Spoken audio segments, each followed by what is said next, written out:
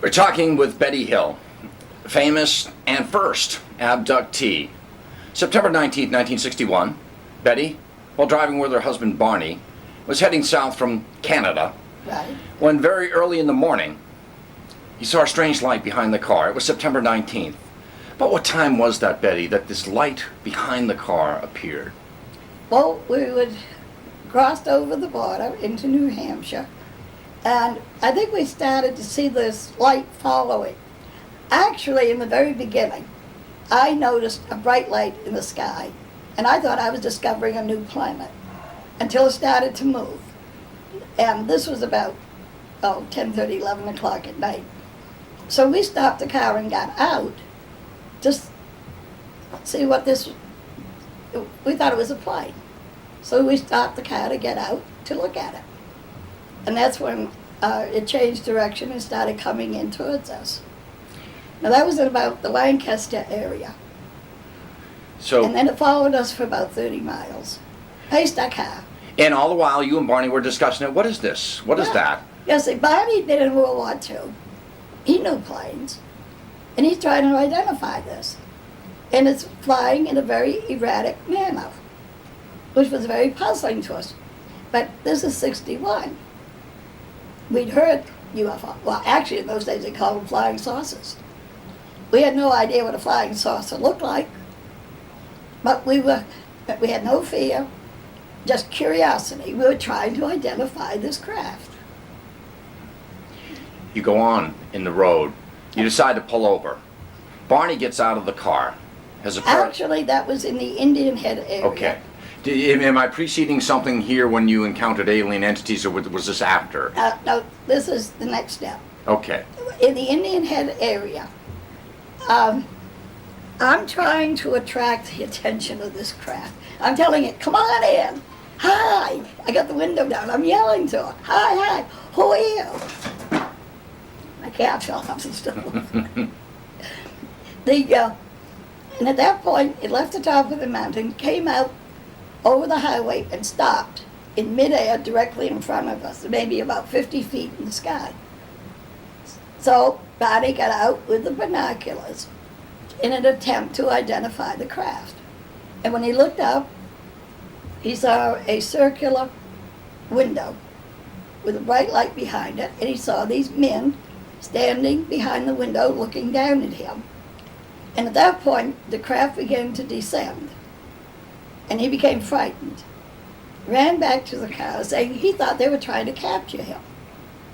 So we got in the car, and we went speeding down the highway to avoid capture.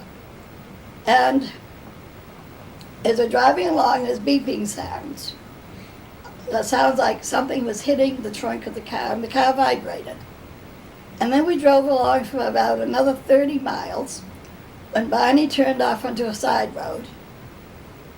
And here were the group of men he'd seen on the craft standing in the middle of this road, blocking our way.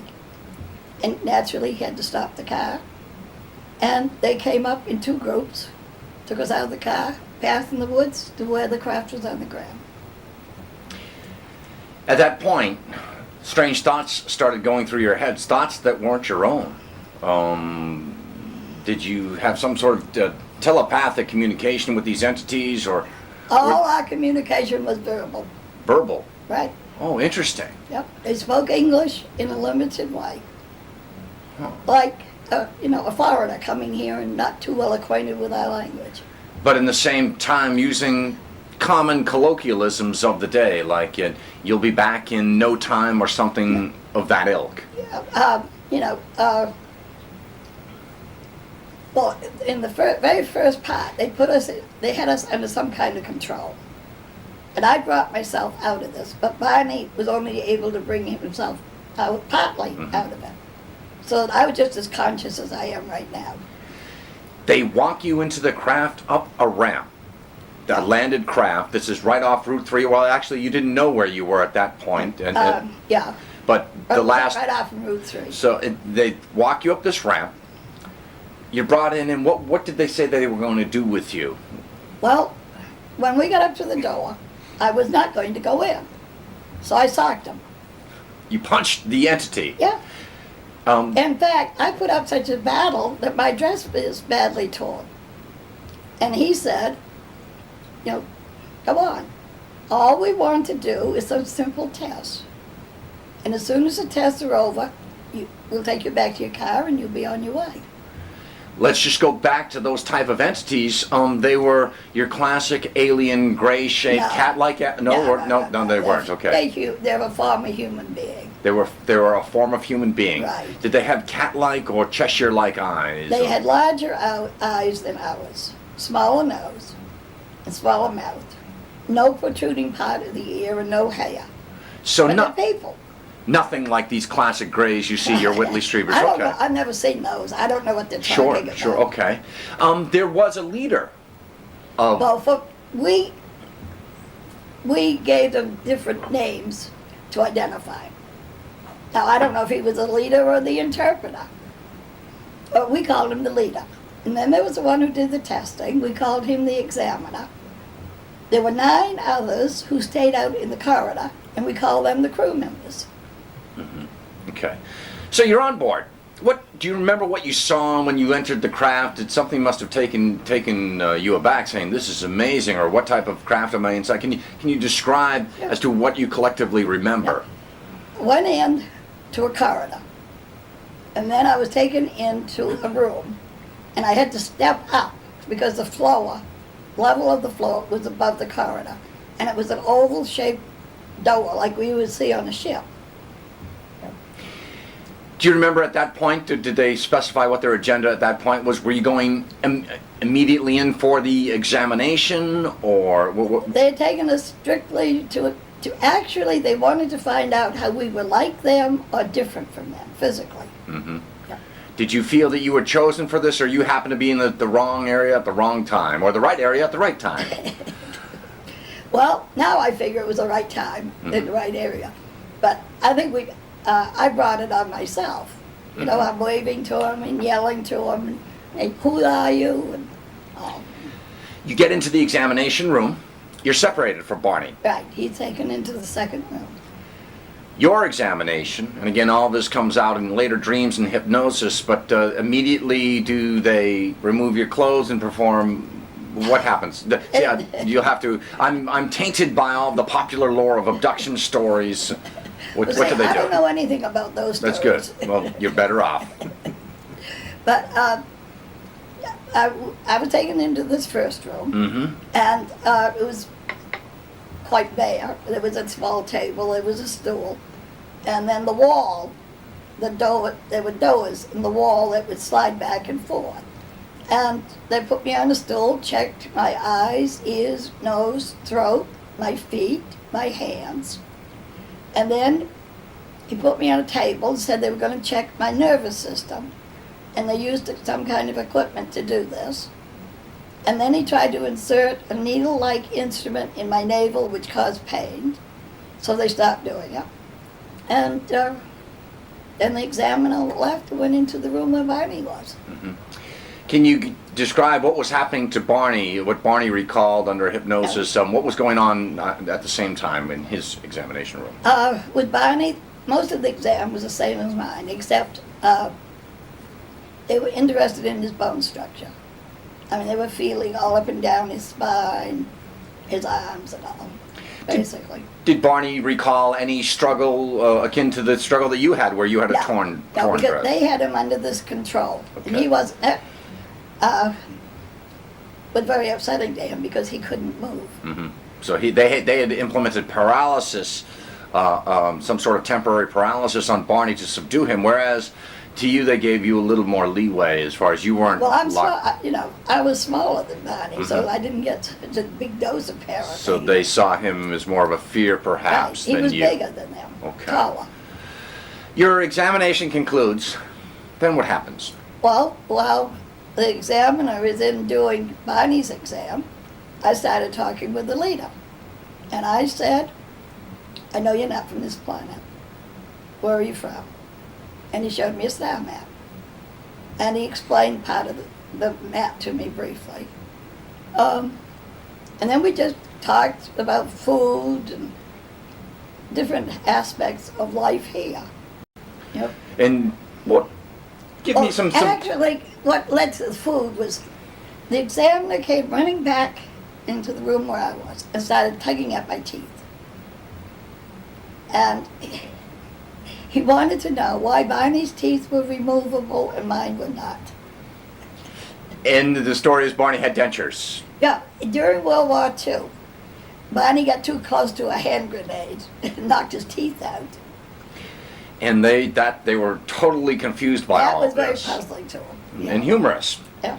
Any other instances that something that as a human you took so general as a characteristic that you never thought of it, that they got confused by, almost childlike, akin to the denture incident? Was there anything else like that they seemed that, boy, you don't know that you can recall? Well, they were sort of disappointed. I didn't know anything about the solar system. Okay. I think they really expected me to be able to identify the map. They were actually upset that you didn't recognize their Right. home. Let's go to that. Marjorie Fish, months later, or years later actually, Years later. under hypnosis, tries to induce you under hypnosis to redraw that story. No, Okay, no. maybe you can go over that. Dr. Simon at the time, Benjamin Simon. Dr. Benjamin Simon, said that during the week, if I wanted to, I would be able to remember the star map, and I would sketch it. But I was not to think about it. I was just to let my hands go ahead and draw it, which I did. And that was in 1965. 4 years after the incident. Now, in 1969, Marjorie Fish came here and stayed a few days and asked me all kinds of questions, hours and hours, which she taped. And then used that to go back home and Took your map, did the research on it, and identified the areas. the area of the star map, which she said was in the constellation that we know, Reticulus, in the star system was Zeta Reticuli. Yeah. And from that point, do you remember them mentioning Zeta Reticuli, or is that a terminology that we as Earthlings That's have our given them? name. So, I would have no idea what their name Okay. is for their home planet. and do you remember what type of star system? Was it a white star? Was it a yellow star? A red giant? Do you recall what type of star or anything? It's, I don't know, but I do know that our astronomers believe that the stars on my map were the ones most likely to have planets and have life, as we know it. And so they may be younger stars, hotter stars. Actually, we're believed to be 4.6 billion years old. Or 20 billion. It seems that we But age a they- billion years every 5 years. So But actually, Zeta Reticuli, we believe, now this is a belief, we don't know for sure, but we believe it's about 11 billion years old. So they've been around a lot longer than we have. over twice as long, and the chance to evolutionize to project. So this puzzling incident, you're examined. You get a tour of the spaceship No. or the craft. Did they show you anything? It's just only on a need-to-know basis. Just the one room I was in. The interaction with you and the question and answer session was more than Barney. They did not give Barney the opportunity to inquire. No, there was no conversation with Barney. You I enjoyed myself. I had a great time. Mhm. He joked, we kidded, really? yeah. I And- invited him to come back. Like I said, please, please, please come back. Oh, I have so many friends who would love to meet you. So this was not a traumatic experience at all. It was an enlightening experience, Oh, spiritually uplifting, Right. perhaps. Right. It was. Nobody can tell me there's not life on other planets.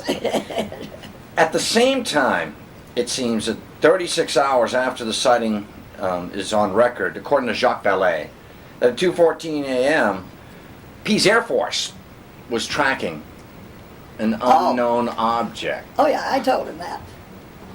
Pease Air Force Base released the radar report where they tracked this craft, sent 2 planes out to check it out, and the reports of the pilots are still classified. So we know they saw it.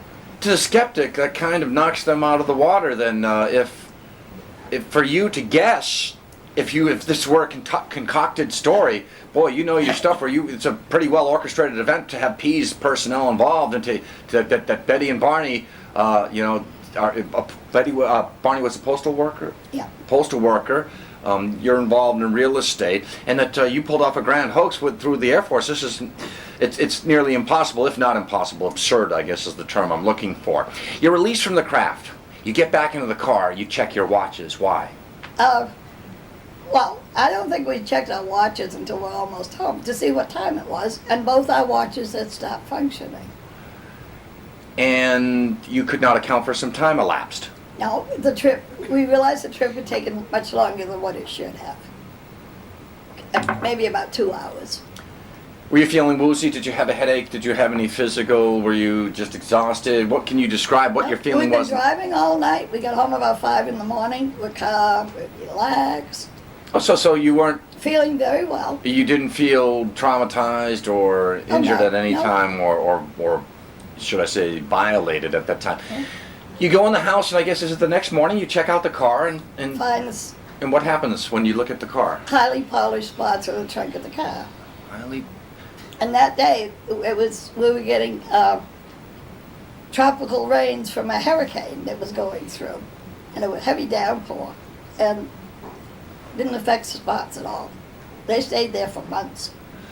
Your sister, who claimed to have seen a UFO, suggested that you do what around the car? She talked to a physicist who said go out with a compass and check out the spots, which we did. What happened? And the compass was very, very erratic. Almost spinning or just... Yeah, it was, and we tried it on different other parts of the car and it didn't react that But way. just near where the spots were. Just the spots. Hence the inference being a magnetic anomaly. Yeah. Something was really distorting the magnetic draw of the compass. At that point, afterwards, do you contact CUFOS, Dr. J. No. Allen Hynek, or what is the sequence of events? No. Does Walter Webb appear? First of all, we didn't do anything. Okay. And then NICAP in Washington. Okay. I wrote to them because I wanted to know, being exposed to a UFO, close range, was there any health problems? Were we exposed to radiation? What kind of dangers? They dispatch Walter Webb as the representative. That was later.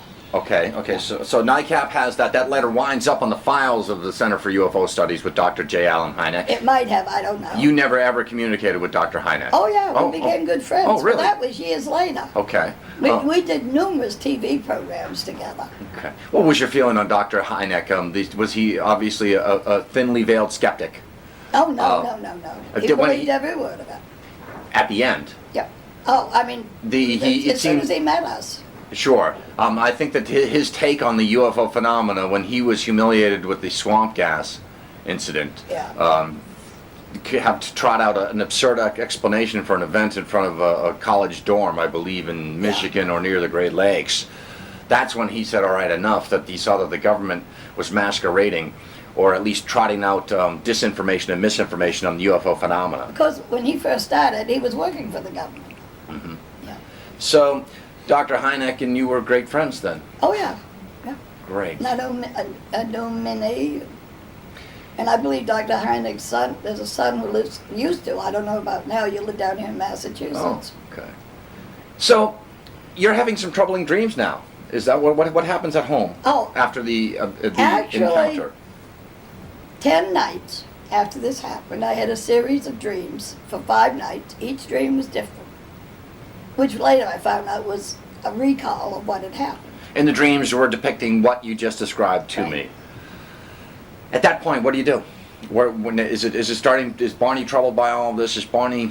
No. Has his life pattern changed? Has his mood changed at all? Or Actually, any physical? the first thing that I did was each morning, during the next day, I wrote down what I could remember of my dream. The following day, which would be the 20th. And every time I had it, no, I didn't. I'm sorry, it was 10 days, right, nights sure. after. So we're talking the 29th, 30th, roughly. Yeah. And I made a record of these 38 dreams. years to the day. Okay, And sure. then I took and put them away. And then later, several months later, I talked with my supervisor about the meaning of dreams. And Then she said, well, maybe it happened. suggested, or did she No, connect you we with just some? we just talked about it. So Barney, I mean, life's going on as usual. You did mention it's not that you had these total memory blockages of what happened, but you knew it would happen, but it wasn't dramatically affecting your lives. More, you're curious more than anything. Curiosity. That at that point now, Walter Webb representing NICAP comes. Does he get involved in the picture? He came and interviewed us a couple of times. Interviews you. Walter's a very highly esteemed researcher, one of the original. Yeah, but see, actually, I would say 3 weeks after this happened, the United States government got involved. Mm-hmm. Did you notice anything strange? Odd vehicles around your home where you followed? No, your prototypical Men in Black. Did you see any of those? No, they called us from Washington. They were They heard straightforward. about our experience, liked to meet us. They were scientists. They had an interest in UFOs. So, And so they came, and we had continuing contacts with them for years. so The they United States government. One time we even got together and camped out with 26 of the top scientists in this country, and Jacques Vallée was one of them. wow. So there was no subversion or subterfuge going on with the government. They were straightforward out of curiosity, and then no one was mocking you or highly skeptical. Oh, they were looking for information. You know, and because this was a highly unique case, and it represented a different genre in the UFO phenomena, whereas it was a close encounter, I guess, of the third kind, or would you call it a fourth kind, where you were abducted? I know that those are the classifications given by Dr. Hynek. But I know- it was a landed craft. You saw occupants and you went on board it. Yep. And the men who came, got in touch with us, were from the White House, National Security Council, NASA, and let's see. Yeah. They Oh, were the top. The big government- dogs. Right, Uh, right. And the first thing they said to us, stay away from the UFO organizations. And that's, I'd like to reemphasize that to anybody listening at home today. Oh, good for you. You're your own person. Like they said, don't, we want to know the facts. Mhm. And we don't want you even with the possibility of being influenced by something else. Mhm. So stay right away. And I always have. Mhm. And I still have contacts. It gets to the spring of 1962. Problems start happening with Barney. Well- what's going on with Barney? Barney started to, his blood pressure was fluctuating and he was having anxieties. Well, see, Barney was working the midnight shift too. So he's driving to Boston, South Station, every night. Had to be there, I think, midnight. And, he's getting home, getting through, at 7, 8 o'clock in the morning. He's trying to sleep during the day. And everything just built up. And he got sick physically. Mm-hmm. Lack of sleep can compound itself. Yeah. At that point, did you equate that to the incident of September 19th? Did you think it was directly related? Was he No. having any sort of nightmares, or was just he just couldn't get his sleep? He couldn't sleep. And, And then, he was like, before we started going to Dr. Simon, he'd leave here, start to drive into Boston and go to work, turn around and come home. And he'd just say, I can't do it. I'm too exhausted. I don't feel good. enter Dr. Simon. And then, no, he wasn't, he was going to his regular family doctor who's prescribing medications and all, trying to treat him, and he's not improving. So his doctors thought maybe he had some kind of emotional problem that was preventing him from healing. So he sent him into a psychiatrist in the same office building he was in. So Barney started going to Dr. Stevens on a regular basis, talking about his childhood and his mother and his father and all. And one day Dr. Stevens said, what did you do this weekend? And Barney told him we went up in the White Mountains looking for UFOs. And then Barney told him, and he's the one who referred us to Dr. Benjamin Simon, who had been one of his teachers in medical school. Dr. Simon puts both of you under hypnosis, records. Now, let me get straight about hypnosis. Mhm. What you hear and what you see is stage hypnosis. We had medical hypnosis, which is the kind that's used in surgery. medical hypnosis, it's a highly trained psychologist don't or know. doctor as opposed to a charlatan with a watch dangling back and forth. Right. Okay. Right. And Dr. Simon, at the end of World War II, had been the director of the Mason General Hospital in New York City for the treatment of servicemen coming back from World War II who had emotional problems. And he was so highly successful using medical hypnosis that the U.S. Army did a documentary of Dr. Simon's work. And in the beginning it was 2 hours long. But then, in 1980, around there somewhere, they shortened the film to 1 hour, and it was shown at public PBS stations, and the name of the film is Let There Be Light.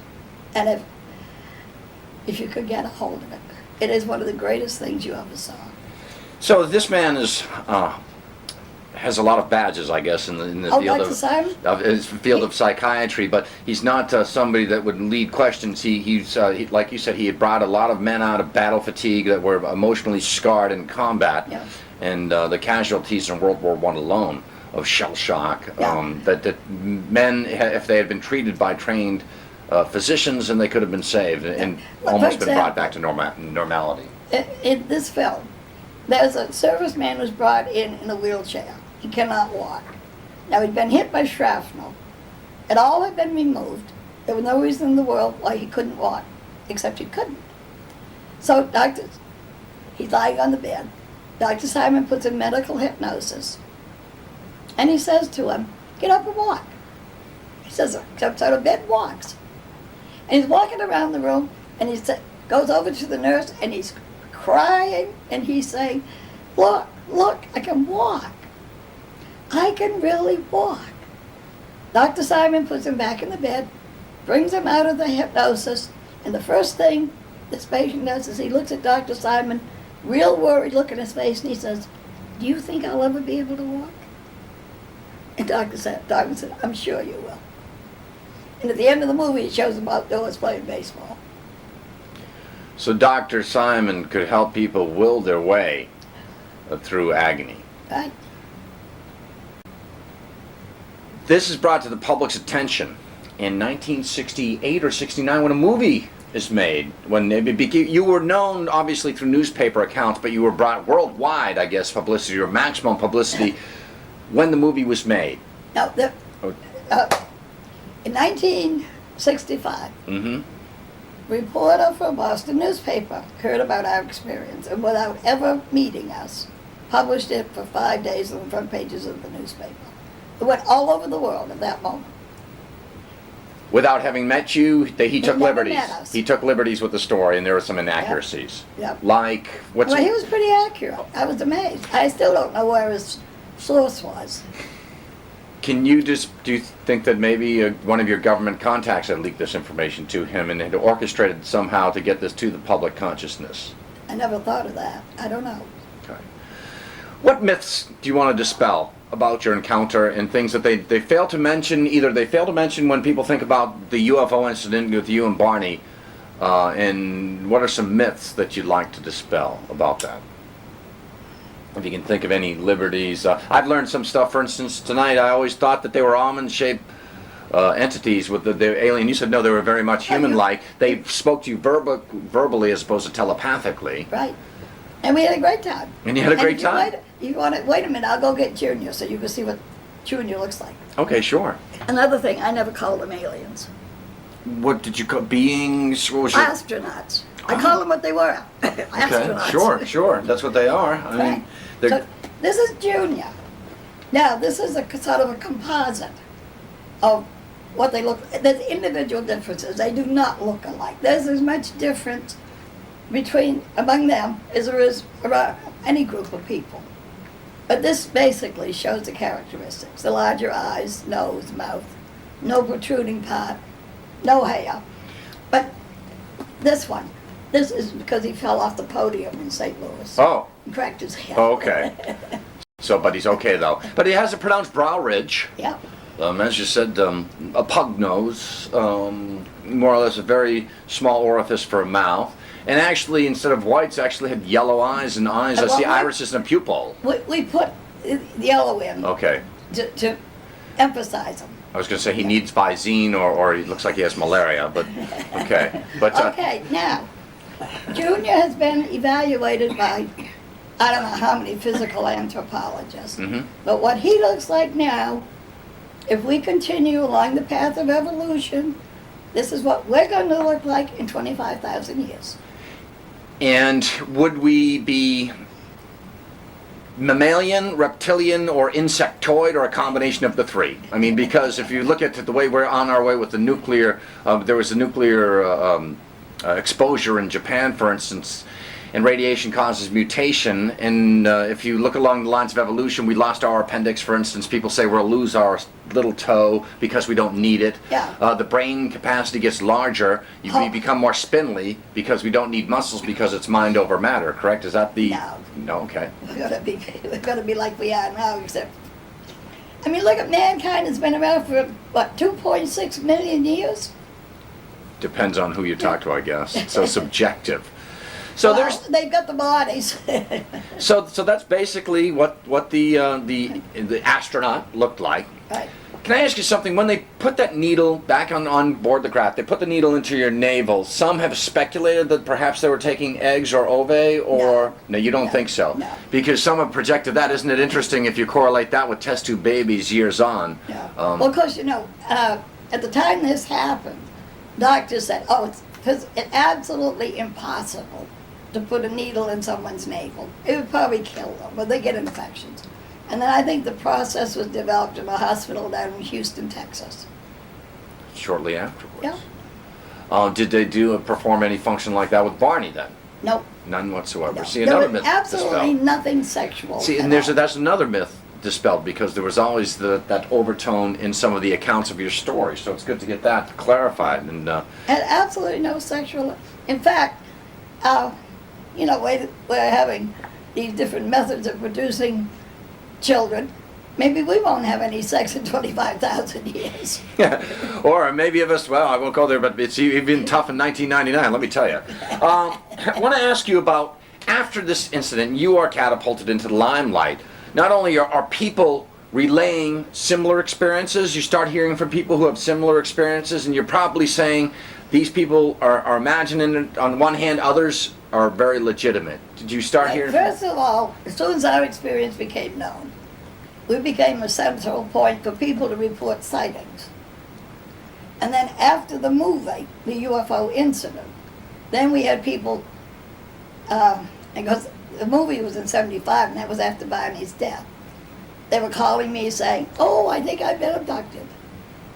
And so then, as a social worker, and I use Dr. Simon's formula, when people tell weird tales, it can be hallucinations, delusions, fantasies, or something, they're recalling something they've seen, heard, or read. Mm-hmm. And when you rule out all those, you may have the truth. Mm-hmm. And they can't use the using something you had read. People tried to equate that you had taken from the Villas Boas case. Villas Boas, for people listening at home, was a Latin man who was abducted or claimed to be abducted by a spaceship and was, I guess, sexually accosted by a female alien on board a spaceship. And skeptics like Phil Klass, if you want to go after Phil right now, you can. It isn't that important. Oh. I always tell Phil he only talks that way to try to make money on my reputation. Let's go there for the skeptic. I'm known as a paraskeptic. If you believe, I probably don't. If you don't believe, I probably do. I amalgamate my theories from both schools of thought. You're both right, you're both wrong. There are some on the far end of this alien culture that have these impossible stories that I cannot comprehend. And then there are the absurd, closed-minded skeptics who will denounce anything without even giving the possibility that this instance could be real. I think that if I come upon something that's unexplained, my job's complete. I'm looking for hoaxes and I'm looking for misidentifications. Let someone else figure it out. Now let me say this, as far as abductions, there are real, honest-to-God abductions, but they're not known to the public. Uh, I know probably about 12. And most of them involve 2 or 3 people. And 50% of those people who have been abducted are in the emergency room at the hospital within 4 to 6 hours. Because they're convulsing, or? No. They have breathing difficulties. They lose their sense of balance. Their eyes won't focus. They have different. 2 men in Maine had all I think it was brown and yellow marks around their necks, around their eyes, different parts of their body. Was this the Allagash incident, Ray Oh, Fowler? no, Okay. no. So they're traumatized. So what you're saying is abduction, the ones that aren't readily known to the public, they're very almost They're real. violent occurrences because the physical traces left over, the physical repercussions. I mean, there's something more than just saying, "Oh, I think I've been abducted." You I mean, don't. they've called the police and said, "Take me to the hospital." You don't consider yourself an abductee, but a passenger, and I think that's refreshing. A tour. You don't. Do you consider yourself an abductee? No. Even though popular literature points to yourself and Barney as the first abductees, Yeah. because you were the first to. I call it. We had a meeting. Mm-hmm. So after I mean, like Columbus came here and the Indians met with Columbus. a cosmic caucus. So the movie comes on. You're a clearinghouse for information. A lot of people are coming to you, some with stories that you can't believe, others that you see that they're truly traumatized and victimized. They ask, what can you do to help me? You probably answer, I can't do anything, except you can only take consolation in others who have shared your same experience. Was that your advice? That's my advice to abductees. Well, if anybody comes to me and says, "I think I've been abducted," the first thing I say is, stay away from it, UFO investigators. Do not have hypnosis. I'm going to get a T-shirt with that on it. And Betty. then, if you've really been abducted, you'll begin to remember it yourself. You don't need anybody to tell you. And you will begin, and you will gradually remember the whole thing. Such as John Salter, who was teaching at the college in North Dakota. And he got in touch with me and said, "I think my son and I have been abducted." Now, both of them were college professors. Mm-hmm. Only his son was teaching in California, and father's teaching in North Dakota. And the 2 of them would get together and they're going to Mississippi on this trip when it happened.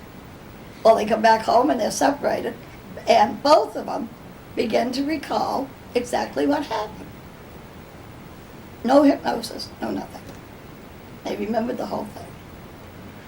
The UFO investigators start calling you, but the government's calling you. The scientists from all branches of, like you said, military intelligence, I'm sure universities, everybody's got a solid scientific inquiry. There's no skepticism at that point because of your sincerity and your consistency of testimony.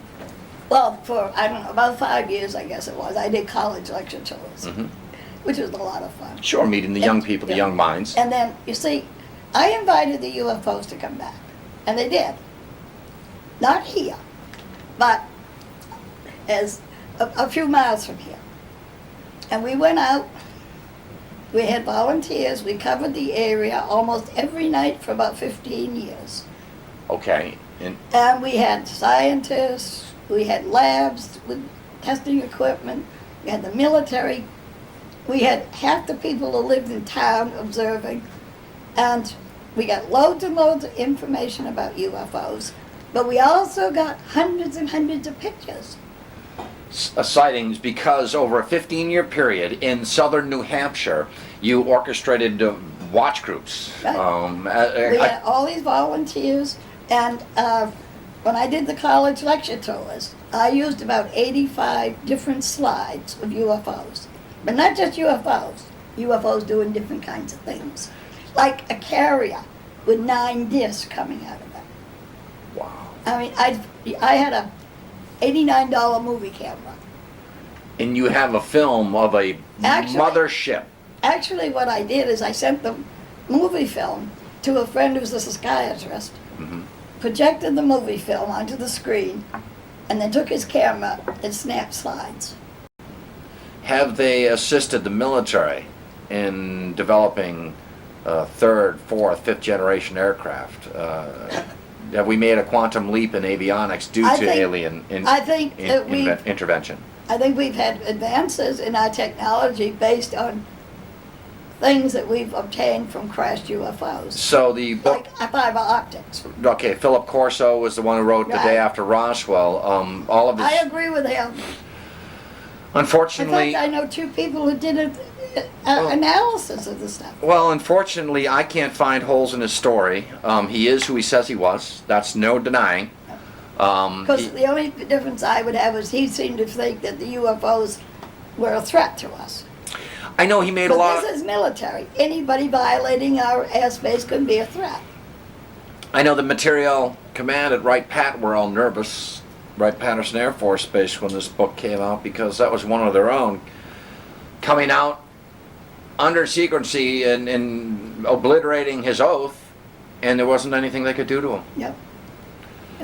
So that there was some sort of confluence of alien intelligence or alien inventions that were subtly cast into the industrial mainstream and brought to fruition through fiber optics, through night vision goggles, through super strong alloys, through maybe some sort of bulletproof, an exotic propulsion system, perhaps. So, do you believe that we are flying exotic aircraft out of? No. Okay, that we don't have the capability. No. Do you believe that we perhaps have a string of lethal satellites orbiting the planet that may be, in fact, not there to shoot down intercontinental ballistic missiles, but are in orbit, say, to... shoot down UFOs? There you go. Do you believe that that's possible? Oh, I think we might attempt it, but I don't think we'd be successful. So in other words, before we fight, we're going to train, and that's the way the military looks at it. If they cannot take on an opponent and defeat it, then they're going to go back and into the drawing board until they're ready to have that technology and take down these UFOs. Do you think that that's in the government's agenda eventually, is to shoot them down and to leave us out? Is the sake of our species at stake here? No, I don't think. First of all, the government's not going to shoot them down. And you say government, I'm talking about all the governments of the world. Mm-hmm. Mm-hmm. Because it would be futile. It would be like peasants throwing rocks at an F-16 jet fighter, for instance. Right. Okay. And they're not threatening us in any way. The phenomenon is moot, as they say. Yeah. There is a mundane threat. Tell me what's in your book. What do you talk about? You talk about your encounter. It's about my experiences with UFOs since 1961. Is it a handbook how to see UFOs? Do you give tips there? Well, I have the, how we found the area and all. Mm-hmm. And I understand there are several areas in this country where people go out, just like we did, every night, and observe and take pictures. Some can say Sedona, Arizona, Gulf Breeze. Some say the Nevada Desert.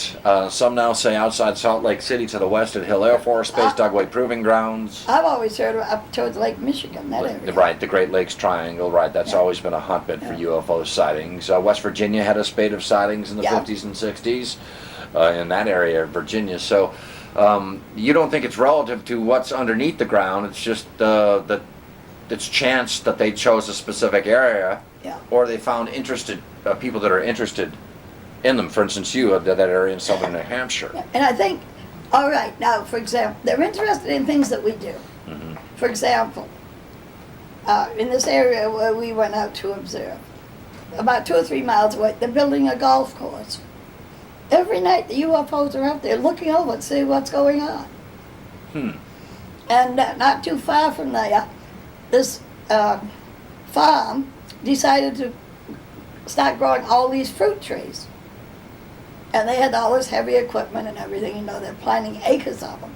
Well, we used to go out and watch the UFOs flying around the heavy equipment. Let me ask you this, how do they eat? Do you believe in cattle mutilation? Do you think that's equated with aliens? I don't know. But I don't know. You're open-minded to that, or you haven't done enough investigation such that you couldn't comment? Well, I rode around with the police out in Colorado. Okay, so you've been to the San Luis Valley? I don't know where that is. Yeah, it's okay, in Colorado, so you were, I've been... Colorado Springs, Denver... I was out Trusted Butte. Okay. I think that's supposed to be the highest altitude. The highest alpine plain, right. So yeah, it sounds like you were at the San Luis Valley, which is a hotbed for cattle mutilation. So you're not sure as to if the two are equated, and the aliens have to eat somehow, right? Do they eat food? I don't know. I don't know what they eat. But I know that, I rode around with the police out there looking for, they took me around, showed me this is where this cattles were mutilated, and how they had hired men to go out and protect the cattle tonight with their loaded guns. And they were cookie cutter sized, laser precision. So you don't know what to make of that. No, but somebody was mutilated. I know one thing. One farmer gave me a picture of a calf of his had been mutilated. And I showed it to this friend of mine, a neurosurgeon, and he looked at it and he said, if you can find out who did that cutting, I want to go in business with him. That's right, because whoever did it has to be one of the most foremost skilled surgeons on the planet, and you think that they'd want to hang out on their yacht at Miami Beach or play some golf in Hawaii as opposed to going out in sub-zero temperatures in the high alpine valley plain cutting up cows. So I want to ask you about crop circles. What's your take on crop circles? Are they man-made? Are they alien-made, or combination of the two? Alien, not alien, UFO made. They are. I have a friend who just came back from England. They are not alien-related. Oh, jeez, I have here. Would you like to see them? Yeah, are you saying, are they alien? I got pictures of the new crop circles that were done in August. Oh, okay. They are fantastic. Do you think that they are associated with UFOs? They have to be. Okay, they have Nobody to be. Right. on this planet could have the abilities to create them. Okay. I've examined Doug Bowers and David Shorley are two hoaxers in England that started the crop circle, or started making crop circles in the late 70s, early 80s. They can lay claim to a majority of the crop circles, but not all of them. Now, these two guys, they're more or less hoaxes. Mm-hmm. They take a board and they... Right. But these, actually in the crop circles, the wheat is almost like it's braided. Mm-hmm. It isn't just flattened. It's swirled. Some people standing within them can feel hear a hum. Others can put a compass over some sort of Geiger counter, and there are magnetic anomalies involved. Yep. Are you aware that there's sand circles have been found in the deserts of the Sahara, Gobi Desert in China, and ice circles? In fact, an ice circle was found on the frozen Charles River in Medfield, Massachusetts, circa 1993. Oh, I never knew that. Yeah, ice circles have been found near the Ross Sea ice shelf in Antarctica. So that these are not just in the barley fields and cornfields of England. They are taking a place across many vast expanses of the globe. I know there's been crop circles found on the West Coast. Right, Washington State recently. Yeah. What's your take on, have you heard of black helicopters? Yep. I filmed them. Okay, could you elaborate, please? Well, the one that I filmed, I have a picture of. Helicopter pilots say they can't understand it because it's been modified in such a way that it should not be able to get off the ground. The helicopter. Yep. San Luis Valley, back to Colorado, where the cattle mutilations occurred. That's a hotbed for black helicopters. And that's the police believe it's the black helicopters doing the mutilations. You think it's somebody in those black helicopters? Right. Now the question is, are they government or are they aliens manifesting? Are they aliens manifesting themselves as black helicopters? I don't know who they are, but they're not government. Why would they go around doing that? Right, because they could have their own little farms and experiment on their animals to their heart's content. Right. So that would leave up an option. And Chris O'Brien, I made this inference to him. He's a researcher in the San Luis Valley. What if the UFOs could manifest themselves as black helicopters? Let's just say, if an incident... That's it. See, now you're going to do a totally different area. Well, let's go. We're there. I've got a picture that I took in daylight. I looked up, I was out in my area, and I'm with a friend, and I look up, and I saw a plane and a helicopter flying side by side. Was the plane a C-130, had 4 engines on it? What type of plane was it? Just a plane on a helicopter. Okay. And those two attracted my attention. And I got a Polaroid camera. I snapped the plane and helicopter. You don't see planes and helicopters flying side by side. I snapped the picture. And I got a disc and a flying barrel. Wow. Along with a plane and a helicopter. And And then I showed the slides in my lectures. And I've got, people don't realize what a huge variety of different kinds and shapes of UFOs there are. And also, they usually travel around in a squadron of between 150 and 200. So if you see one UFO, keep looking. There's an awful lot more. They don't travel around alone. That's why the military doesn't attack them.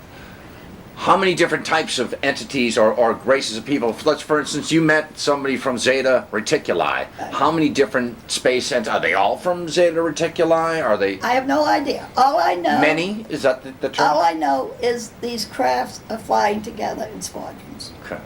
Usually, They're all probably together. emanating from the same. I don't know where they're solar all system. coming from. Okay. And they travel in squadrons, and this is only based on visual observations that you've taken personally. How many UFOs, for instance, have you seen, do you think? It's impossible. Hundreds, we'll just say, right? Thousands. Thousands, okay. And you can't see them on demand, but you have a sense as to Well, you have where to they know would where they appear. go. Okay. Okay. Anticipating. Would you like to see a picture of a landed UFO? Sure. Oh, I'd love to, yeah. Okay, I'll go get it. I'll keep Junior right here company. All right. Junior is the clay model or plaster depiction of the entity that Betty saw on September 19th, 1961. Betty, as far as the UFOs, what's the largest one you've ever seen? Motherships we've heard a mile long. Do you believe that? I'll have to ask that when she comes back. Most UFOs are small. Most UFOs are small. Small, say the size of what, an automobile, the size of an airplane? About the size of a car, a little Okay. bit bigger. Okay. But usually when people say, oh, I saw this huge one, actually what it is a lot of little ones hooked up together, flying in a solid mass. Okay. This is the landed one. Mm-hmm. Wow, you can actually see pods or three legs, let me Yeah. point it out right here, of the craft. So this is a landed UFO, New Hampshire. Yep. No? Yep. Yes. Yes. Looks to be at dawn or dusk, or is that's the light being Dusk. given off by the craft? Yeah, it's beginning to get dusk. So you're looking more or less west Yep. for that photograph. Yep. What year was that taken in? Well, sometime in the 70s. In the 70s. Okay, this one would come in every night and land. Same spot or generally Yep. the same vicinity? Same general area. And then others would come in, fly up to this one, and then go off. So I always call this one the headquarters. This is where they come in and get their orders for the night. What town? Just give me a hint. I know you don't want to sell out where your place is. Or... Sorry. Okay, good. All right. I tried though, didn't I? I did try. We're going to have, all we can say is southern New Hampshire. That's all we can say about that. And Is that- also, this one has, actually there's about 14 lights.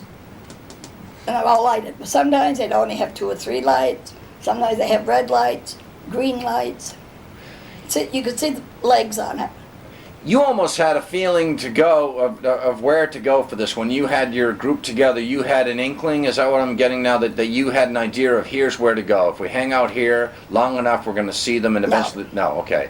Now, driving to my mother's house Yep. at night, coming home from her house at night, usually Bonnie and I would be paced by, we'd have a UFO on each side of the car.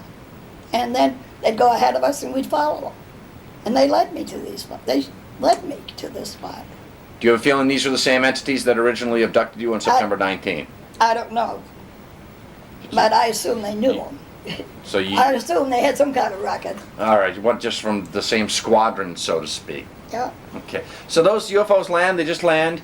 Obviously, you didn't walk towards it and try to touch it or get close. The idea was just they'd land. Here we are. If you want to take your photos, take them now. Well- Actually, if a person tried to walk towards it,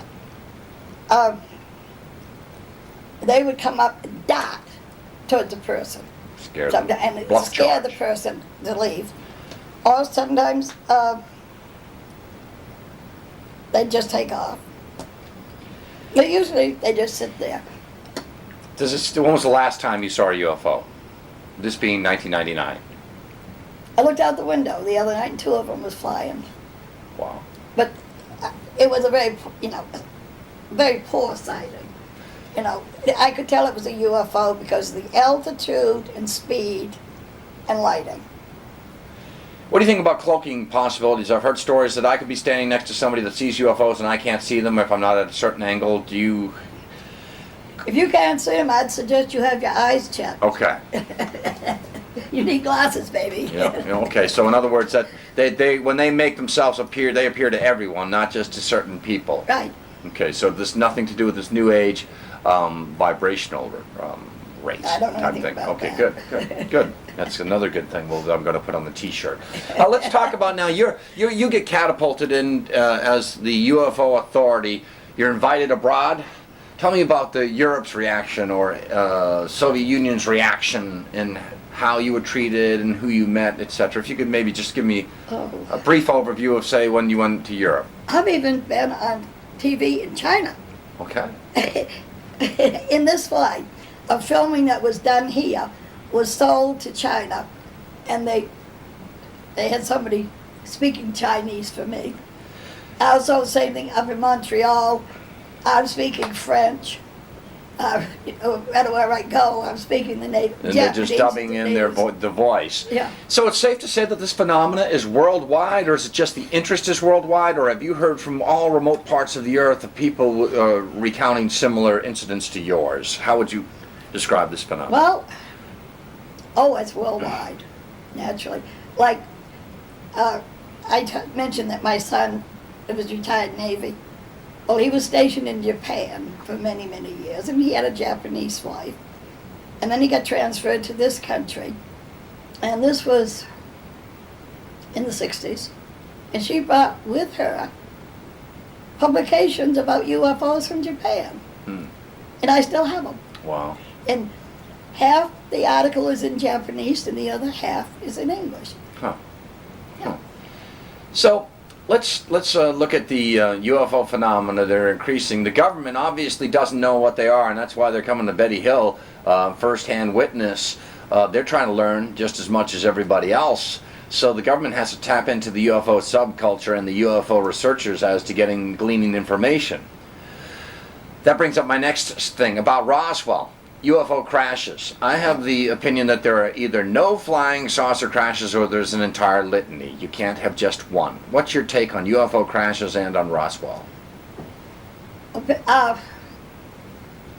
My opinion, that one UFO crashed because a little lieutenant came out and made a public statement. And no little lieutenant comes out all by himself and does that. He's got to be cleared from the top. We're talking about Walter Haut, the press information officer at Walker Field and Roswell Army Air Base. And he came out and said it, and so it happened. Then the Pentagon came in and said, oh, no, no, no, no, no. No, no, no, meaning you shouldn't have said that, or no, no, no, no, you're totally wrong. You see, let's forget about it.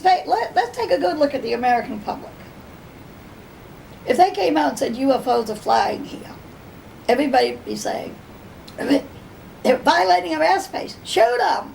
That's right. If you don't like them, you don't understand them, you kill them. Right? That's right. That's the American way of life. I really think the government is protecting UFOs. Well, let's go take one step further. The government, I think the window of opportunity for disclosure of UFOs' existence by the government has closed. And like you said, because the public would say, they've been flying in our airspace all along. The next Congressional Defense Budgetary hearing, they'd slash line item after line item and cut their budgets, number one. So there is no defense against them. They have not shown to be an aggressive phenomena. They could have shot down our fighters. We have the Thomas Mantell case. We have a case in Australia, the Valentich case, where people unfortunately encountered UFOs and disappeared or had some sort of craft malfunction. These instances are going to happen. Hence, that the case in Australia. A friend of mine was in Australia when the Valentich case, 1975 or 76. A friend of mine was in Australia when this happened, and actually met with the parents of this man. I think he was 19 years old, 20, something like that. So now we're out in the area where the UFOs are, and we're yelling to them and asking them to bring them back to us. And you were asking, pleading to bring them back. And they're actually coming right in close to us, like they were trying to hear what we were saying. So you are a center or focal point, or somehow you tend to attract UFOs. Is that if Betty Hill wants to see a UFO and puts her mind to it, UFOs will come? No. But sometimes I say that I think it's almost like a atmospheric change of some kind. I can be sitting here, and I can UFO go over the window, and there it is. Okay, so you have a feeling. There's something, an urging. Maybe it disturbs the air currents or something in a that way you're that I sensitive to that. recognize. Just briefly, back to Roswell. So your take on Roswell is, did that incident happen or not, or is the point moot? It's not even worth discussing. Oh, I think a UFO crashed. Yeah, and I think it was recovered. No, I don't know if bodies were recovered or not, Well, but I think a craft was. bodies weren't recovered. It was either A, remote controlled, or B, they were picked up by a safety rescue flying saucer. It could have been, okay, because we had a UFO crash here. Where's In here? my area. In southern New Hampshire. And I went out there and all the people running, UFO crash. Oh, maybe we ought to call the military. Maybe we ought to call the police. And I said, no, go home and leave them alone. If it crashed and there's anybody alive on it, let the others come in and rescue them. Can I ask you where this happened and when? Very close to the picture. Southern New Hampshire again, that's all we'll get. But what about what time, what year, it's something like this? And does CSETI know about this, that has a catalog of flying saucer crashes? This was never reported. And guess what year? And the next day, I went out with a neurosurgeon from Pease Air Force Base, thinking that if it crashed, and if one was killed, they might have left the body behind. And we searched the whole area. Because if we could find the body, we're going to bring it back and put it in my freezer. And he was going to do an autopsy. Oh. And then we were going to call the whole world to come in and see it. That's right, Ray Santilli included, the British guy who... But we didn't find any bodies. So, But we did find where it crashed. what year was it? I don't know. 60s, 70s? 70s, I would 70s. say. Okay, so do you remember when the people were coming running out of the woods, did you see any object impacted? Did you see I any didn't glow? see, no, but what happened is when the UFO, okay, this man is stopped at a stop sign. And the UFO came crashing right straight down, just missed his truck. And then it went along through the woods and it cut the trees right off. And this place probably 25 feet wide. And this is what everybody's running after the UFO, following where all these trees are crashing down. And that's when I got them all to come back and go home and forget it. So, UFO crashes are frequent then? Well, I think probably quite often a craft malfunctions. And then they get out and you repair it and take off. Do you think the military has ever shot down a UFO? Leah Haley in Pensacola, Florida, claims to have been on board, abducted by a UFO that was shot down by an electromagnetic pulse beam weapon by the United States Air Force in Eglin Air Force Base. You don't buy that at all? No. I know that they shot a piece off from a UFO. And they send it outside this country to be analyzed. And the scientists in that country were not able to analyze it. And so the scientists took it and packed it away up in his attic. And in 1975, the CIA called and said, send it back. So they had to go up in the attic. It's sputtering. Got to go up there, go through all those boxes, get that damn piece out, send it back. Parts are coming forward now to the International UFO Museum in Roswell, some claiming to be of extraterrestrial origin. Some has been traced back to just a China or pottery maker in Denver, Colorado. I saw the pieces of debris. It looked to be some sort of piece off the bumper of a Volkswagen, in my opinion. Oh. You've got the charlatans, the hoaxers, that are going to come forward and say that this is a piece of a UFO when it indeed is not. And then you have other pieces of material that have an odd metallurgy to them, an odd atomic and isotopic structure. So what you're saying Oh, is... I've had stuff analyzed that I've picked up from UFOs. Most of the stuff, no matter what it looks like or feels like, the puzzling thing is it dissolves in water. That they can't figure out. Almost, is it gelatin-like substance? Oh, no, it just falls apart. And it's like melts like. Do you think that UFOs are seen over military bases more, over high mineral content areas more, over anomalous magnetic areas? What's your take? You mentioned prior to going on the air here about them emanating from the Arctic Circle. Yeah, well, here, because we did have Pease Air Force Base, but we haven't had it since the 1980s sometime. Pease was a Strategic Air Command Right. depot. There weren't nuclear weapons on site. Yeah, yeah. There the are UFOs used to come in over the nuclear weapons, and the MPs used to go out with their blue lights flashing, and then the UFOs would take off. Ordered The not police would leave, and the UFOs would come back. So after a while, they just left them alone. early on. So this was frequent at Pease Air Force Oh, Base. yeah. So early on, I'm sure they scrambled fighters, but after a while, they decided that it was just a waste of time, and that. Well, sometimes they'd send planes up to just follow them, see where they're going. What are they doing? But not in an offensive No, I attack don't- posture, just in a reconnaissance posture. I think just looking for information.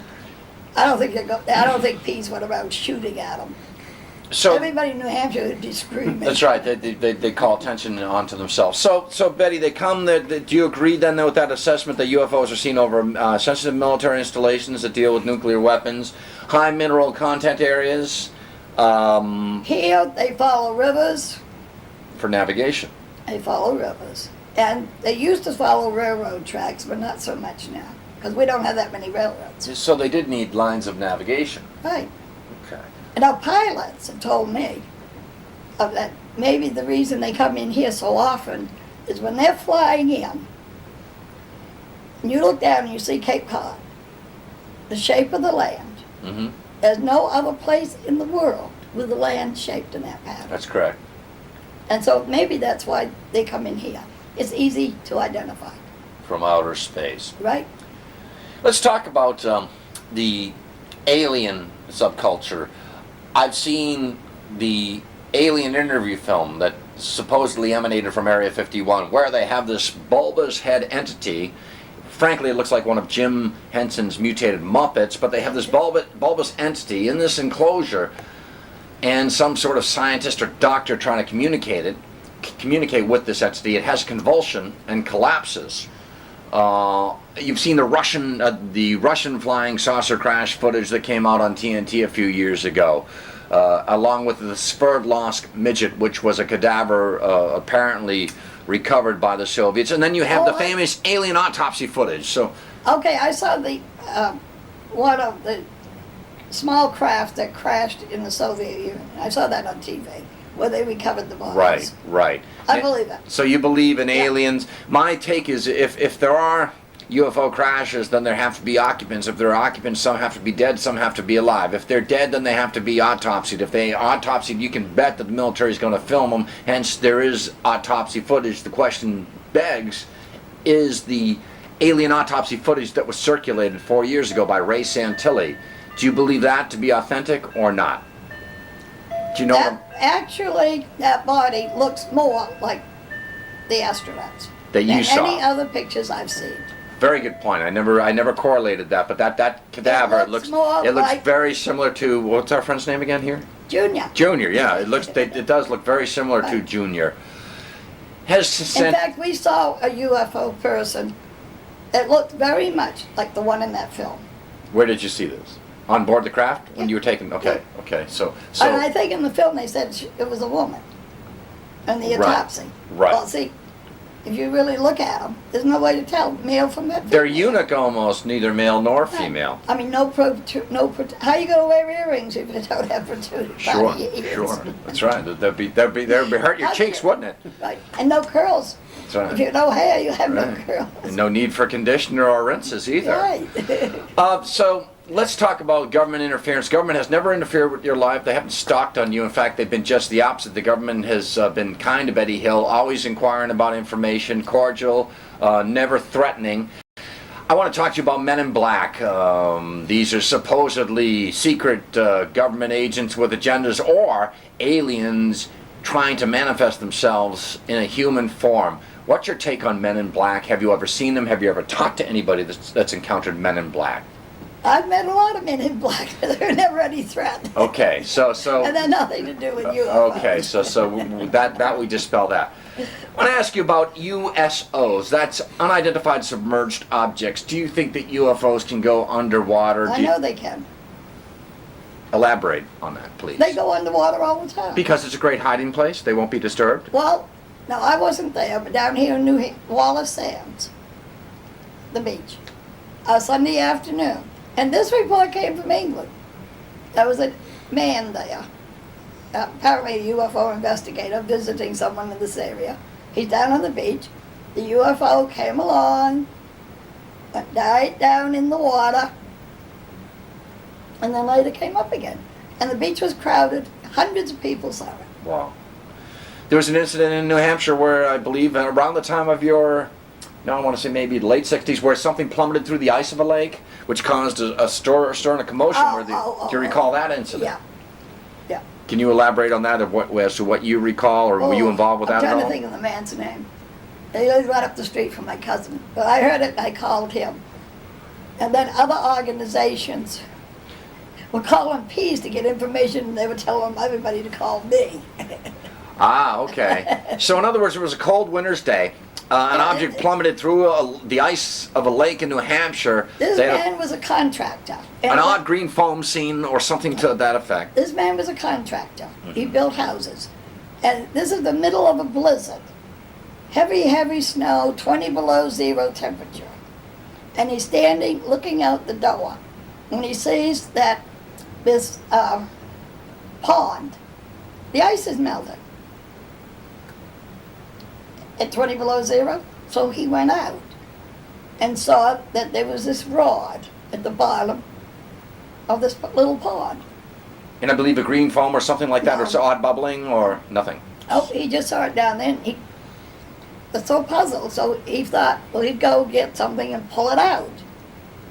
And then, he got a rake, and told me he got out there, and he looked at it, and he said, what if it's electrical and it's in water? And I got a metal rake. Mm-hmm. I could get killed. Sure, electrocuted.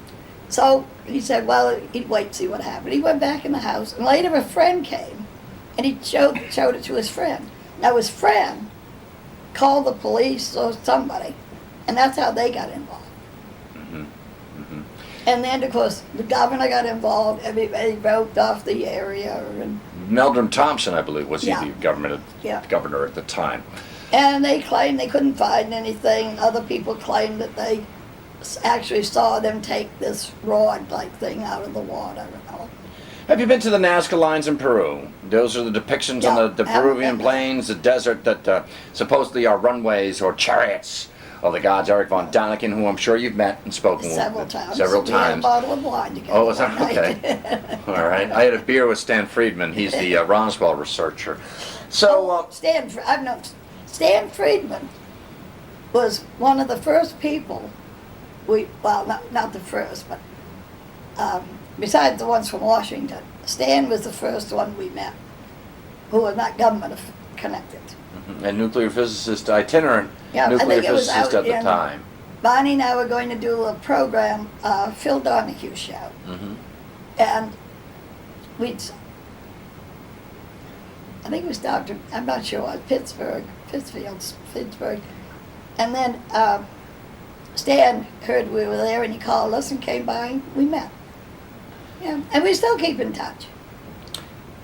You've been to Gulf Breeze, Florida, Pensacola, which is the site of Hurlburt Field, which is special operations, highly trained military operatives they're independent of the Army and Air Force. There are some of our highly skilled troops. You've got Eglin Air Force Base, highly sensitive installation. Fort Walton Beach. Fort Walton Beach, you know it. Pensacola Bay, and hence we have a man by the name of Ed Walters, November 1987. I've been there. Starts taking pictures of these odd crafts. People are saying they're hoaxed. I've spoken with Ed Walters. The jury's still out, in my opinion, on Ed Walters. A group forms called the Watchers. They sit at Shoreline Park looking over Pensacola Bay, Santa Rosa Sound every night and see what people say are UFOs on demand. I take the trip down to Gulf Breeze. I sit with these people, and they're oohing and ahhing at these red lights. I said, look, there's a UFO. I said, no, that's a plane, a taxiing plane on the way into Eglin. Well, what about that one over there? And I said, near the radio tower? They said, no, right there. And I said, that is the radio tower. Another one, woman says, we see these red lights traveling along the surface of Santa Rosa Sound. And I said, like those ones out there? She goes, there you go, UFO. And I said, they're car tail lights. You can see the car driving out. So I've sat with these watchers, and they cannot identify an aircraft, let alone a star in the sky. I think they were desperately wanted to see UFOs, and they got them, but they got mundane phenomena. What's your take on that? Unfortunately, I don't think anybody.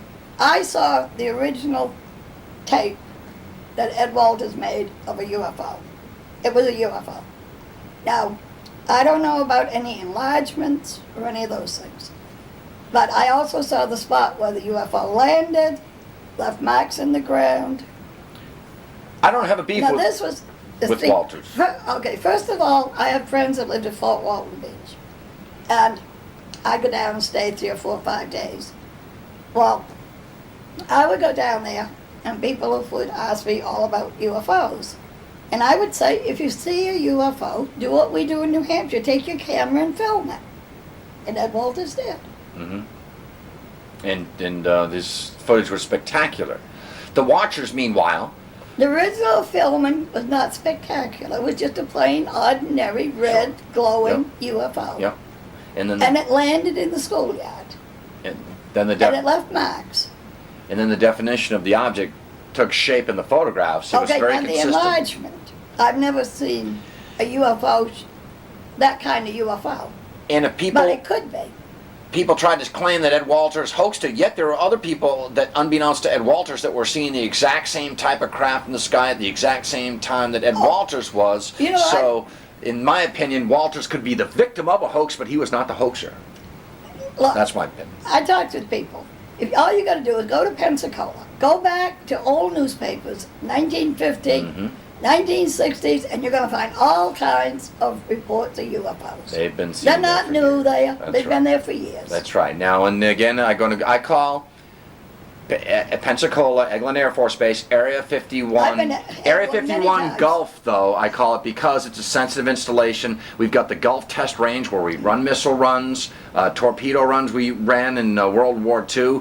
We trained our pilots out there, but it's a sensitive area. And again, getting back to if UFOs are visiting, they're going to go to where the party is, where we want to know where the entertaining people are. You'd be over Los Alamos, you'd be over Sandia Laboratories in Albuquerque, you'd certainly go to Eglin, and you'd go, as we mentioned, Area 51. What's your take on Area 51, Betty? Do you think that they're hiding down? I don't think that's UFOs. Okay. You know what I think it is? I think it's when we captured planes from other countries and we're testing them out. We did it at Area 51. Also, the last thing I read was that area was so polluted with radioactivity that they moved everybody out.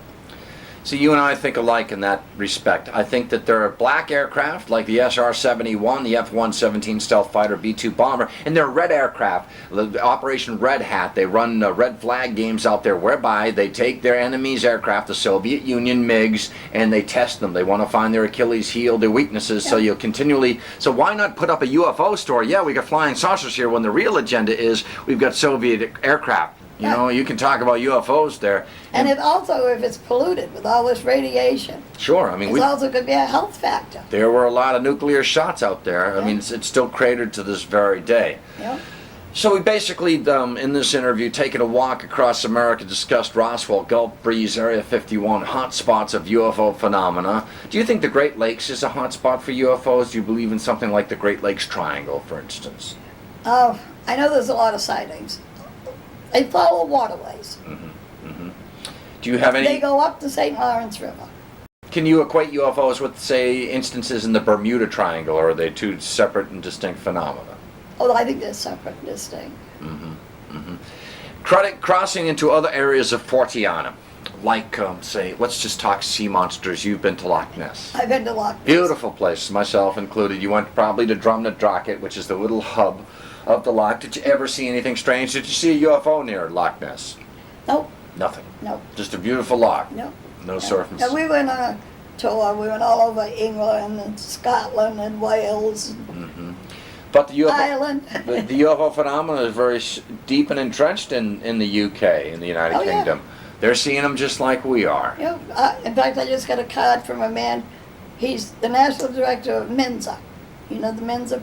Sure, Mensa, yeah. Yeah, Mhm. he's the national director of that in England. I was- And he's also involved in UFOs. I was a member, let's talk quickly about UFO groups. I was involved with BUFORA, which is the British UFO Research Association. I'm a dissenting member of MUFON, the Mutual UFO Network. I tend to think that MUFON collects all the UFO reports and sits on them, as if, I think out of greed, that they're going to either slip us the answer one day, or that how can we put this into a database and make some money. And I've known a lot of people that have sent reports to MUFON trying to get information on it, or have a researcher meet a dead-end door with old Walter there, and Walter's retired, nice man, but there was a cloak of secrecy. What do you think of that? No, because I don't think they get enough valuable information. You know, I agree. Yeah. So MUFON. Yeah, I know. I've met Walt. And John Schuessler, who's going to take over. He and I've had contacts with each other. In fact, I think John Schuessler was there when Junior fell off the podium and broke his head. Okay, so And then Dwight Connolly, who's taken over as the editor of MUFON, has been here. You know, I mean, I have contacts with these people. So these UFO organizations are subjective in nature. Each state with its own little agenda on how you'll see your UFOs and what your UFOs will look like. That's the idea I got. Where the science breaks out in fissures, you've got individual organizations with their own individual perception of what a UFO should or behave like. Hence, And they don't. You never know what they're going to do. so it's a massive game of pin the tail on a donkey, and a lot of people are getting poked in the you-know-what. Everybody seems to think that they have the answer, when in fact, maybe we all have a certain piece to the phenomenon. Have you ever seen Bigfoot, Betty? No, I have never seen Bigfoot. However, I think maybe he might have run through my mother's yard one night. In southern New From- Hampshire? Yeah, because the whole ground shook. And we kept hearing this little noise, and we thought, it's too big for a bear. So we picked up sticks and we're hitting the ground. That's what you do to keep a bear away. Or that's what, I don't know, I never met a bear face to face, but that's what we've been told. So you would not equate them with UFOs, Bigfoot? Yes, I would. Okay, please, digress. I say this, now basically, I think Bigfoot is of this planet. Okay. But there have been reports of a UFO landing and one footprint by the door of the UFO. It's a Bigfoot. And there's only one print. So it's like he put one foot out, looks around, gets back in. I mean, something's got a huge foot. So these cases of the equation between Bigfoot and UFO phenomena at least have to be considered. Right. Because if you look at mainstream Bigfoot research, they denounce any sort of paranormal influence or association with Bigfoot or UFO equation. Or if you're riding around in a UFO and you want to clear the area, drop down Bigfoot for a few minutes. That's a great idea, sure. Stink the place out or scare you out, run you right out of the area. I'd like to conclude this interview, and I want to thank you for taking the time. You've been very informative, and you really opened up my eyes and really set yourself apart from the other abductees. I've interviewed abductees. I've interviewed a woman that after she went through hypnosis, and we mentioned that earlier in the interview, how dangerous hypnosis can be as a tool if it's in the wrong hands and implemented, and can psychologically scar an individual. But she was regressed, I should say, and had a UFO experience. Now she won't even open her closet door or look under her bed, because that's where she claims the UFO entities tend to emerge from. Well, that's 3-year-olds got the monsters in the closet.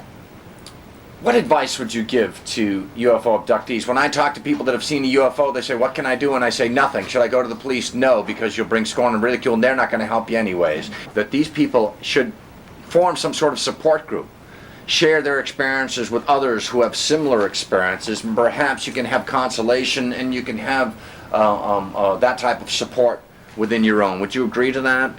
No. Okay. Well, I tell them, if you think you've been abducted, don't tell anybody. Okay.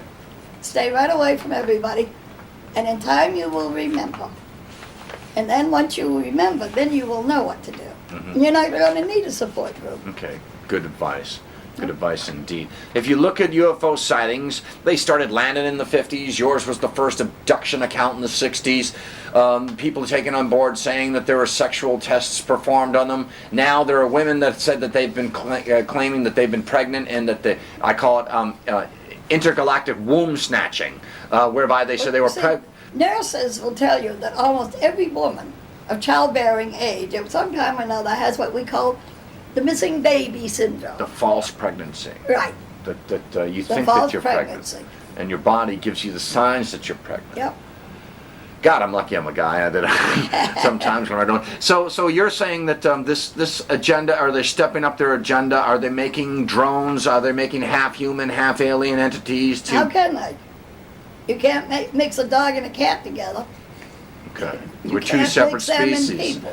and if they are astronauts And just of the because of the future. shape of us, there's no sign that their internal organs are the same. So you don't buy into that then? No, I don't. Okay.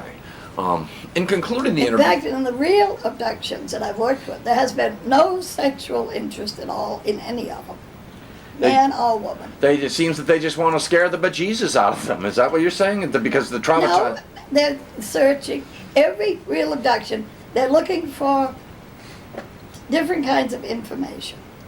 The testing they do on this person is totally different from this one, from this one, from this one. It's looking like they're looking for information for themselves. Well, I keep repeating the same old tests over and over again. Dr. Jacques Vallée has a great adage. We have to understand that we may not be able to understand. Do you like that? Well, my book, Common Sense Approach to UFOs, Portsmouth, New Hampshire, Betty Hill, What's the address? That if they want to buy it. 953 State. If they want to buy it. Yeah. Okay. Jacques Vallée loves this book. It is a common sense approach. You do take a common sense approach to UFOs. Right. You don't look upon this as an evil phenomena. You look upon this as an interesting phenomena. Right. This is. I mean, They're astronauts. They're explorers. They're just They're like somebody explorers. coming from Spain to New Hampshire. Yeah. They're tourists, Yeah. basically, aren't they? yeah, Are they're there? looking us over. I mean, let's face it. Why would any advanced civilization want to get friendly with us? Right, but in the same Not token, really very. We're still quite primitive, you know. if you look at the prelude, the order of battle, and I don't like to say that, but you send recon. If you're scouting out an area, before I buy a tract of land, I scout it out with the wife. Do you think that they have eyes on our planet? Do you think that they want to mine our planet, and that this planet would be better off run by them and not by us? And moreover, if we were disposed on like fleas, a case of fleas on this planet, do you think that their intentions are malevolent? I think they wouldn't take us as a gift. So you're saying is they like the planet, but they don't like what's on it? I mean, I think they're trying to decide what level of evolution we're in. Where'd you go When are wrong? we going to go progress? Hmm. Is every year we get worse rather than better? Do they have their eyes on the planet and its minerals? Not to my knowledge. So, lately, over the years, also I have a friend who filmed a carrier letting off, looked like small planes. Like the old planes, like World War I planes. So I think something like 8 of them came out of the carrier. And they look like almost like biplanes. All from planes. Interesting. And so, Of and a then UFO. also, yeah, and then also we had here what we call the crazy plane. What's that? It looks like a plane. Okay. And It will do things like it'll come right straight down from here, the meaning sky. southern New Hampshire. Yeah, roaring, worse than 10 jets. Come right straight down, pointed at the ground, stop about 20 feet, flatten off, up, and take off. Do you think that's an alien craft or a I government? know it is. Okay, sure. So we have. They're beginning to disguise themselves. That's okay. So They're beginning to look like things that were familiar to us, right. so that they can get in closer. Now, I want to get back to special operations groups. I mentioned them earlier. They emanate out of Kirtland Air Force Base in Albuquerque. They're trained there. They're dispatched, or I call them their nest, is at Eglin, Hurlburt Field. Black helicopters are shiny or flat black helicopters that are not registered with the FAA. They don't have any military numbers or markings, so they don't exist. You can fly at any altitude, anywhere you want. They also are accompanied by 4-engine planes called C-130s. They can be, the way I look at it is, it's the United States of America's way to check into the terrorist game unannounced. You fight terrorism sometimes, unfortunately, with terrorism. These are surgical teams that can get into an area, perform whatever duty they have to do with electrical intelligence or psyops against the enemy, and leave. So now for the aliens to manifest themselves, you have UFO sightings, and these special operations groups would show up later. So now it seems that the aliens may be, or so I've heard, manifesting themselves as these black helicopters, almost in a mocking manner. What do you think of that? To the point that here's your secret group, and okay, yeah, and the UFOs come in and manifest themselves as black helicopters, because you're inferring that these UFOs have the capacity to manifest themselves as some of our sensitive aircraft. Is that correct? I don't know. I do know this. I've talked with military. Oh, no, in war times, we used black helicopters. Mm-hmm.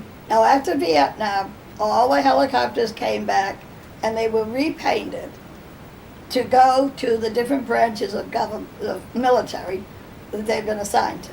And there were no black helicopters. But I assume we probably had them when we attacked Iraq. Mm-hmm. Mm-hmm. So in other words, black helicopters are great. They're great instead of scrambling fighters to investigate UFOs. You can get a chopper up out of anywhere, get it to the area, investigate. They're usually a few days late, or a few hours late, anyways, and leave. But that you've seen you've heard of odd terrestrial aircraft that you and I know as terrestrial aircraft behaving in strange manners. Like you said, that this woman who saw this UFO releasing circa World War I vintage aircraft. Yep. It's a new phenomenon. And she actually got some real good pictures of one of them, because one of the small planes flew right down towards her. And it looked just like And you could see the two heads. You know, it had like the canopy, like the old planes had. And you could see the head, because you couldn't see the features or anything. Do you believe that there... And this was filmed in daylight. Richard Hoagland, former NASA advisor, talks about the monuments on Mars, talks about structures on the moon. What's your take on that? Do you believe that there's ancient monoliths or structures on the moon? Are the aliens using that as a staging ground? What's your opinion on that? Richard Hoagland tends to... Yeah. I don't know. I don't have any opinion yet on Mars. Okay, on the face on Mars. I think life could have existed on Mars. But you do... I think, I've read books of scientists years and years ago, how when the planet Venus came in to our area, it went too close to Mars and flipped it over and wiped life out there. Do you think the asteroid belt was a planet that exploded? Could have been. Okay. I don't know. Do you think the astronauts encountered UFOs on their Apollo flights, their Geminis, their Mercuries, their space shuttle launches? We've seen the videos coming out. We've heard the fourth and fifth hand stories. Well, I know Gordon Cooper filmed a UFO, a landed one, at Edwards Air Force Base, right, 1955. Because he was here last year. Oh, Gordon was. Oh, yeah. Now, when he's coming out and speaking and saying that he had an encounter. Edgar Mitchell is another one that... I've done TV programs with him. It's a history of space I know it was exploration. Apollo 13, which is an unlucky number for him. So you've got these astronauts saying that they've encountered UFOs and they've seen them, which means that we are being monitored.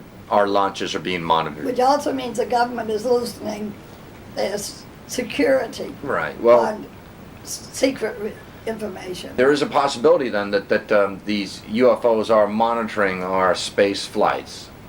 You agree with that? Oh, I would assume they would be. Well, a number of global or Mars surveyor craft we've lost. We just lost contact with another one. Do you think that that's just because we're building toys like Fisher Price? Or do you think that they're being taken out by, as some people say, the great galactic ghoul or some sort of alien presence? Do you think that we're getting too close to Mars in a certain area that we're not supposed to see and they're being taken out? Well, they seem to publicly announce why it failed. It was a mixture of something like measurements and the metric system. That's 4 out of 5 probes we've lost. I don't know. So it's hard to speculate at this time. Well, I don't know. I can't imagine UFOs attacking them. They aren't that important. if they can't, if these are our, do you think these aliens are our future? Say 25,000 years. Do you believe that they come from another system, obviously, but or do you think that perhaps they're coming back in time and visiting themselves back? I think in time this world is going to be one world. Mm-hmm. And we won't bother with passports. We'll just travel anywhere we want to, and it'll belong to the people. One race, the human race. Right.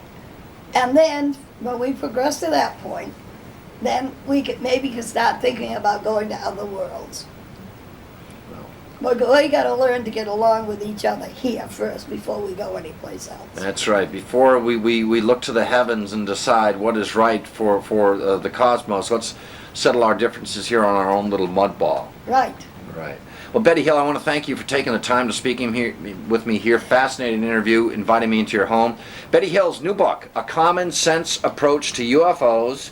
I love this. Hold them up to the camera if you'd like. These are some pictures. I've got the camera running still if you'd like to hold them up. Oh. Here's a flying trash can. The flying trash can. Let's hold it. Who was it? One of the astronauts. You could hold it towards you, Betty. Yeah, that would be great. Oh, flying trash can. Yeah, hold it right towards you. Right. Okay. I call it a flying trash can, but one of the astronauts saw the same shape out in space, and he called it a flying beer can. Oh, okay. So, what else do you have there? Oh, there's another. This is a disc. This little attachment here is a remote-controlled object, which they toss out and it flies around by itself. I don't know, it could be a listening device, something like that.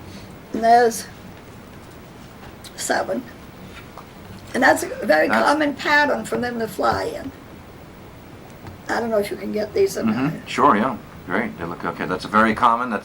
Yeah, a very common pattern for flight. And then, oh, this one's huge. Is that the outline of a craft? Or? This is the front, the lighted front.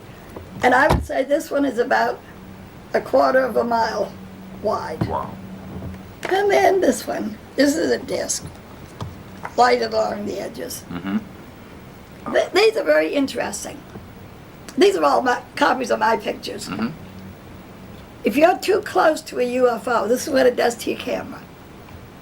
You can't take a picture of it. Wow. You get all these lights. I mean, I assume this is different kinds of energies if we only knew how to analyze them. And these were outdoors taken? These were taken right to my front steps here. And this The UFO was coming up the street. See? Wow. Anyway, the craft came up the street. I'm standing on the front steps. And then when it went over the roof of the buildings across the street, and I filmed it. But this is a very poor